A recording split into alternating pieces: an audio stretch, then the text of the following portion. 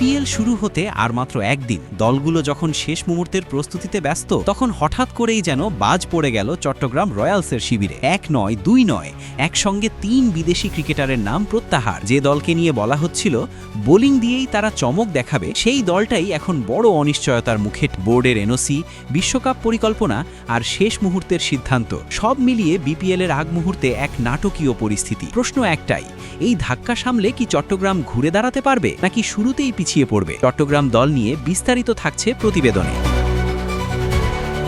Bangladesh premier লিগের দ্বাদশ আসরের পর্দা উঠছে মাত্র একদিনের মধ্যেই। ২৬ ডিসেম্বর সিলেটে শুরু হবে নতুন আসর, যেখানে প্রথম দিনেই মাঠে নামবে চট্টগ্রাম রয়্যালস। কিন্তু মাঠে নামার আগেই বড় ধরনের সংকটে পড়েছে ফ্র্যাঞ্চাইজিটি। দলটির ৩ জন বিদেশি ক্রিকেটার টুর্নামেন্ট থেকে নিজেদের নাম প্রত্যাহার করে নেওয়ায় পুরো পরিকল্পনায় নতুন করে ভাবতে হচ্ছে চট্টগ্রামকে। এই ৩ জনের মধ্যে সবচেয়ে আলোচিত নাম পাকিস্তানের লেগ স্পিনার আবরার আহমেদ। নিলামের আগেই সরাসরি চুক্তিতে তাকে দলে ভিড়িয়েছিল চট্টগ্রাম রয়্যালস। স্পিন আক্রমণের মূল ভরসা হিসাবে দেখা হচ্ছিল আবরারকে। তবে বিশ্বকাপের দীর্ঘমেয়াদী পরিকল্পনার কারণে পাকিস্তান ক্রিকেট বোর্ড তাকে বিপিএলে খেলতে দিতে আগ্রহী নয়। শোনা যাচ্ছে তার এনওসি স্থগিত করার দিকেই এগোচ্ছে পিসিবি। ফলে শেষ মুহূর্তে আবরারের বিপিএল খেলা প্রায় অনিশ্চিত হয়ে পড়েছে। আবরারের পাশাপাশি বিপিএল থেকে সরে দাঁড়িয়েছেন আয়ারল্যান্ডের অভিজ্ঞ ওপেনার পল স্টার্লিং এবং শ্রীলঙ্কার wicket keeper batter Niroshan Dickwella. এই দুই ক্রিকেটারের ক্ষেত্রে মূল সমস্যা হয়ে দাঁড়িয়েছে নিজ নিজ দেশের ক্রিকেট বোর্ডের ছাড়পত্র। এনওসি না পাওয়ায় তারা বিপিএলে অংশ নিতে পারছেন না। টুর্নামেন্ট শুরুর একেবারে আগ মুহূর্তে এমন সিদ্ধান্ত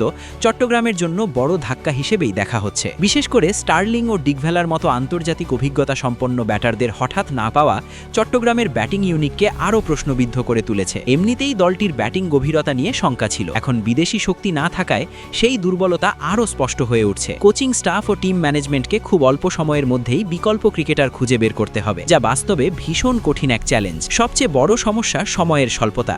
বিপিএল শুরু হতে আর মাত্র একদিন বাকি। এই অল্প সময়ের মধ্যে নতুন বিদেশি ক্রিকেটার দলে নেওয়া, চুক্তি সম্পন্ন করা এবং দলের সঙ্গে মানিয়ে নেওয়ার সুযোগ তৈরি করা, সব মিলিয়ে পরিস্থিতি রীতিমতো জটিল। তার ওপর প্রথম ম্যাচেই শক্তিশালী নোয়াখালী এক্সপ্রেসের বিপক্ষে মাঠে নামতে হবে চট্টগ্রাম রয়্যালসকে। এই অবস্থায় চট্টগ্রামের ভরসা এখন পুরোপুরি দেশি ক্রিকেটারদের ওপর। শেখ মেহেদী হাসান, তানভীর ইসলাম, মুহাম্মদ নাইম শেখ, শরীফুল ইসলামদের কাঁধেই পড়ছে বাড়তি দায়িত্ব। বিদেশি তারকাদের অনুপস্থিতিতে দলকে টেনে তুলতে হলে দেশি ক্রিকেটারদেরই বাড়তি কিছু করে দেখাতে হবে। তবে এতে করে যে দলের ভারসাম্য বড়সড়ভাবে নড়বড়ে হয়ে গেছে তা অস্বীকার করার উপায় নেই। বিপিএল মানেই নাটক, অনিশ্চয়তা আর শেষ মুহূর্তের চমক। চট্টগ্রাম রয়্যালসের জন্য এবারের নাটকটা শুরু হয়ে গেছে মাঠে নামার আগেই। এখন দেখার বিষয়, এই বিপর্যয় থেকেই কি তারা নতুন কোনো গল্প লিখতে পারে, নাকি বিপিএল এর শুরুতেই ধাক্কা খেয়ে পিছিয়ে পড়বে? উত্তর মিলবে খুব শিগগিরই মাঠের লড়াইয়ে।